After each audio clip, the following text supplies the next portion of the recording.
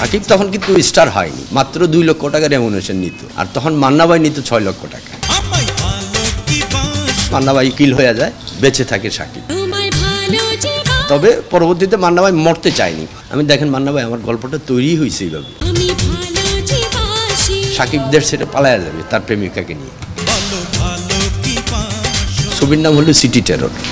এটা ছিল হলো আন্ডারওয়ার্ল্ডের উপরে। সেখানেও আপনার সাকিব মান্না, সাকিব তখন কিন্তু স্টার হয়নি, মাত্র 2 লক্ষ টাকা রেমুনেশন নিত, আর তখন মান্না ভাই নিত 6 লক্ষ টাকা। তো মান্না ভাইকে আমি গল্পের মাধ্যমে মান্না ভাই কিল হয়ে যায়, বেঁচে থাকে সাকিব। তখনকার আমলে এই ছবিটা সুপার ডুপার হিট হয়। এই তখনই সাকিব নিজেই ইন্টারভিউ দিছে পত্রিকায় যে আমার জীবনের প্রথম টার্নিং পয়েন্ট ছবির নাম হলো সিটি টেরর। পরবর্তীতে আরও অনেক ছবি নির্মাণ করি, কিন্তু সাকিব নিয়ে আর হয়নি আমার, কারণ তার উত্থান পতন তো আমরা দেখেছি। সে আমার অনেক প্রযোজক আমার দিয়ে ছবি প্রযোজনা করতে চেয়েছিল সাকিবকে নিয়েই, কিন্তু সাকিব সে সময় আমাকে বাদ দিয়ে অন্য ডিরেক্টর নিতে বাধ্য করছে। এই সিটি টেরর। সিটি টেররের প্ল্যানটা কেমন ছিল? কার রেমুনেশন মান্না ভাই কত নিয়েছিলেন, তখন ইয়ে কত নিয়েছিলেন, ডিটেইলস? হ্যাঁ, পপি তখন 6 লাখ, মান্না ভাই 6 লাখ, আর সাকিব খান 2 লাখ। তার মানে বেসিক্যালি তখন সাকিবের সাথে আমার একটা গুড আন্ডারস্ট্যান্ডিং ছিল, পছন্দ করতাম, চাইতাম যে এই ছেলেটারে একটু কীভাবে উঠানো যায়। এটা সবার ক্ষেত্রেই হয়ে থাকে, যার সাথে যার ভাব। শুটিংয়ের পরে মান্না ভাই সাকিব একই ফ্রেমে যখন আনলেন, ওদের মাঝে মানে বিষয়টা কেমন ছিল?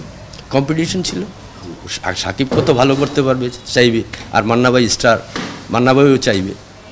আর তারা তো গল্প না বুঝা না শুই না তো আর ছবিতে অভিনয় করেনি। টোটাল গল্পটা তো সেটিং হয় আমাদের, কার চরিত্র কী সবাই বুঝে নিছে।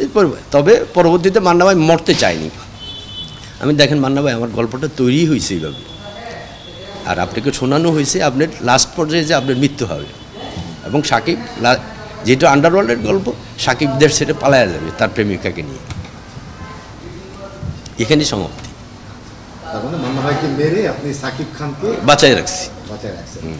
এটার জন্য আমাকে রীতিমতো কিন্তু মান্না ভাইয়ের সাথে আমার ফাইট করতে হয়েছে, এবং এন্ড ক্লাইম্যাক্সের যে ডায়লগগুলা এগুলো কিন্তু আমার হাতে নিজের লেখা। আপনি বলছিলেন যে আসলে সাকিব খান আপনার জীবনটা নষ্ট করে দিয়েছে? না, নষ্ট করার কিছু নেই, মানে সিনেমার ক্যারিয়ারে প্রভাব ফেলছে। হ্যাঁ, ক্যারিয়ারে কী হয়েছে আমার মনে করেন, আপনি আমার দিয়ে একটা ছবি করা দিয়ে চাইছেন সাকিব থাকবে, অমুক থাকবে। সাকিব যেভাবে হোক, তার অতীতে আমি জানি, হয়তো আমি সিনিয়র, আমার সাথে তো যেন তেন করতে পারবে না, সেই কারণে হয়তো অন্য কারো দিয়ে ডাইভার্ট করাইছে। এরকম সে আমার 5-6টা ছবি খাওয়ার পর আমি অভিমানে ছেড়েই দিছি।